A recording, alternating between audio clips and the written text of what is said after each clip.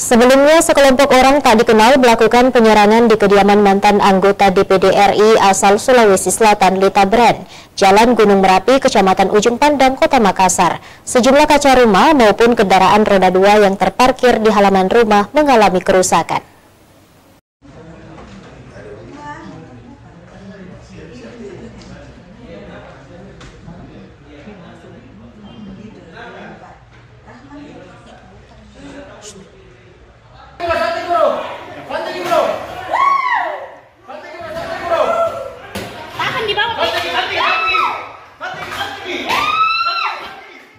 Inilah rekaman video amatir saat kelompok orang tak dikenal melakukan penyerangan ke kediaman mantan anggota DPR RI asal Sulsel, Lita Bren, di Jalan Gunung Merapi, Kecamatan Ujung Pandang, Kota Makassar, Sabtu sore kemarin.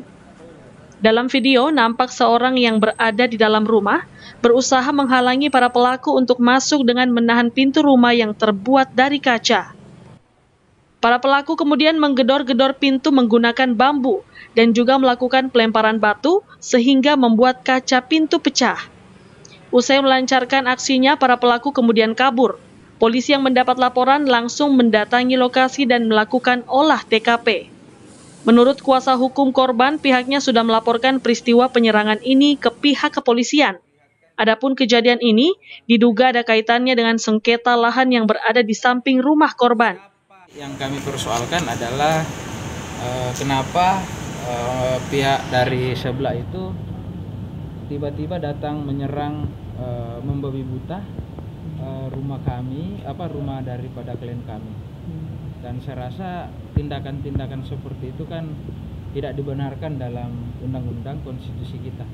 Dan saya yakin dan percaya bahwa Bapak Kapolda beserta Bapak Kapolres mempunyai prinsip bahwa negara ini tidak boleh kalah dengan pola-pola premanisme.